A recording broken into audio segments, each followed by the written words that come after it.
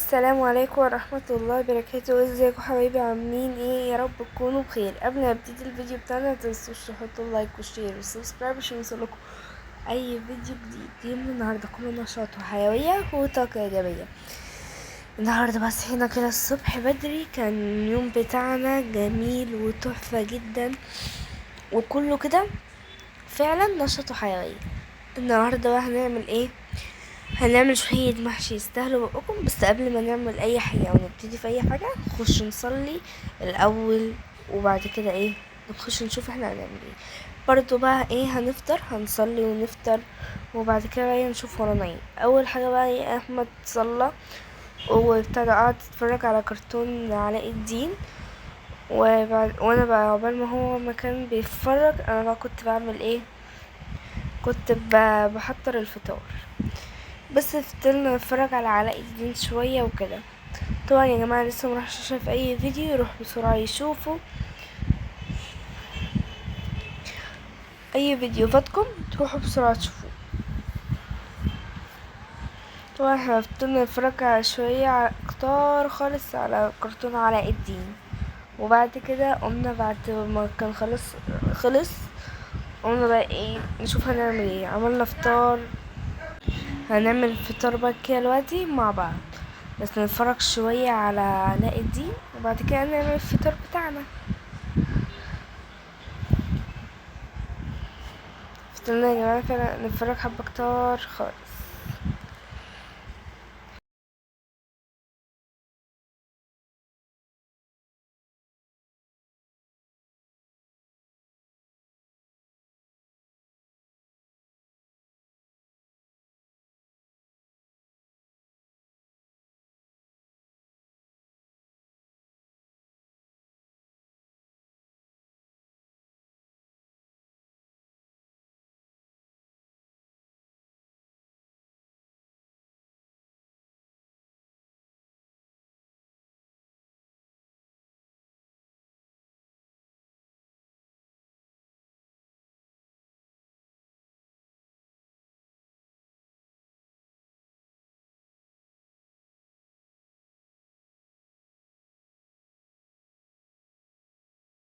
دخلنا بقى نعمل الفطار، جبنا الكورن فليكس وحطينا في الطبق كده هنا حبة وفي الطبق التاني حبة برضو.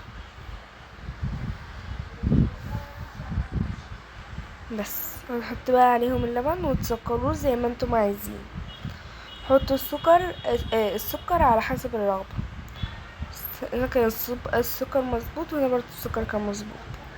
دخلنا بقى عملنا ايه، نضفنا المحشي وشيلنا بقى ايه منه الحاجات اللي مش نضيفة وقورناه، وهنشوف كده كل حاجة سوا. في كام واحدة اتقطعت بس ايه صلحناه. هنفتح بقى الفلفل ونحطه.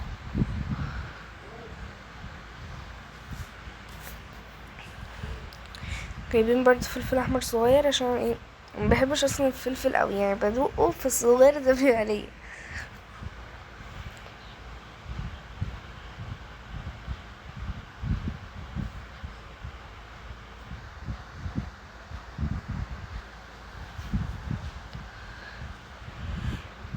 هنجيب بقى بتنجانية.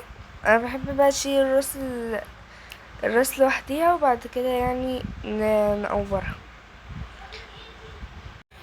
وهنا بقى هنظبط البتنجانة، نظبطها يعني هنشيل الراس. بعد كده بقى هتقولي ازاي هنقطعها بعد ما نشيل الراس.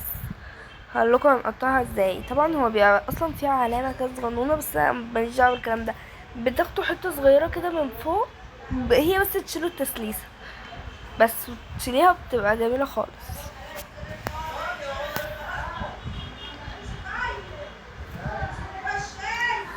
هننضف بقى كده بتاع من فوق.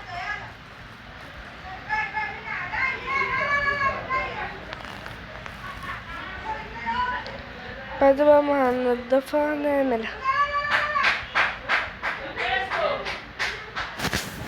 جبنا بقى البتنجانة وهنقطعها بقى، شوفوا كده متظبطة كده وجميلة وكل حاجة.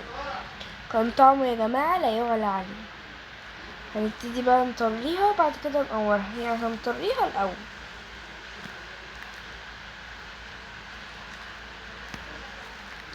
زي ما انتوا شايفين كده. هنعمل بتنجانية نقورها حلو جدا وما يبقاش فيها بقى من جوه بس، علشان لما نيجي نحشي الرز يعني ولما نيجي ناكلها هتلاقي البذر كده في الرز، في طعم البتنجان يعني هتلاقي وانتي بتاكلي في بذر، فعشان كده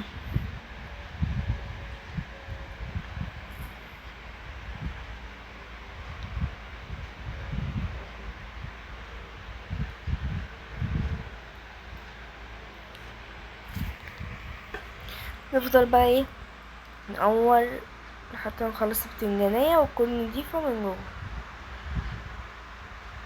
وصلتوا معايا يا جماعة لحد ده، متنسوش تحطوا لايك وشير وسبسكرايب عشان يوصلكوا اي فيديو.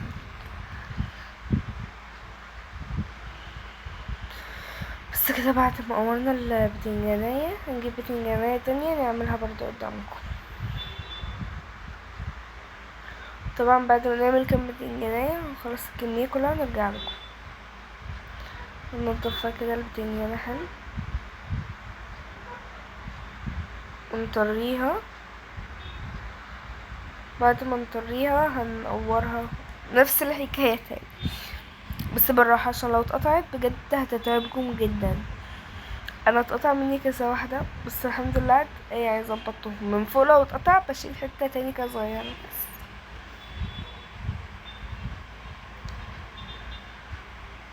ولو اتخرمت من تحت يعني بصوا لما مش هتبان لما يتحشي الرز فعادي، بس مش يعني مش هتبان يبقى بنروح نخرم كله، لا طبعا ما ينفعش كده هيبوظوا بقى لو عملنا الهبل ده، اصلا مستحيل يعني تعملي بالراحة وان شاء الله ما يحصلش حاجة.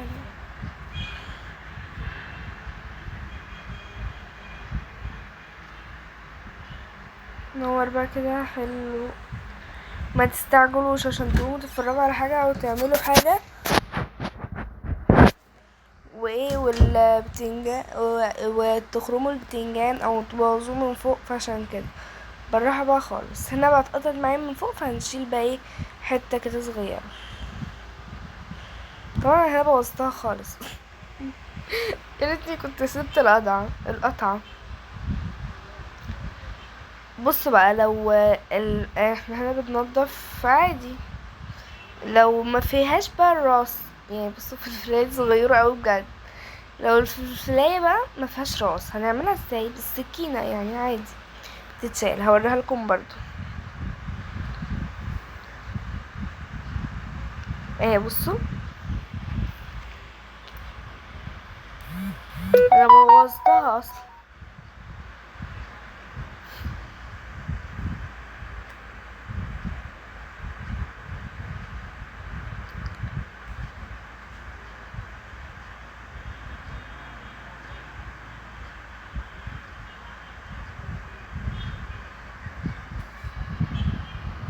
وهنا بقى كده زي ما انتوا شايفين واحنا بقى بنحشي الرز هنحشي بقى هنا. بصوا زي ما انتوا شايفين كده الرز تحفة اصلا يا جماعة، كان طعمه حلو. هنا بقى هنحط عليه الشوربة لحد ما يغطي وشه. بصوا شكله بقى تحفة بجد يا جماعة وطعمه خطير.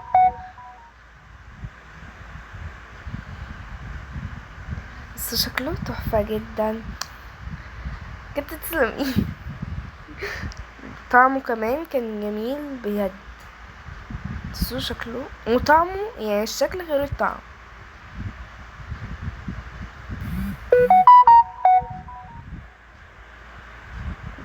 بس كده نروح بقى ناكل عشان لو فضلت اعمل كده مش هروح اكل. بس كده يا جماعه دي كنا نهايه الفيديو بتاعنا، اشوفكم في فيديو جديد. مع السلامه، متنسوش تحطوا لايك شير سبسكرايب. باي.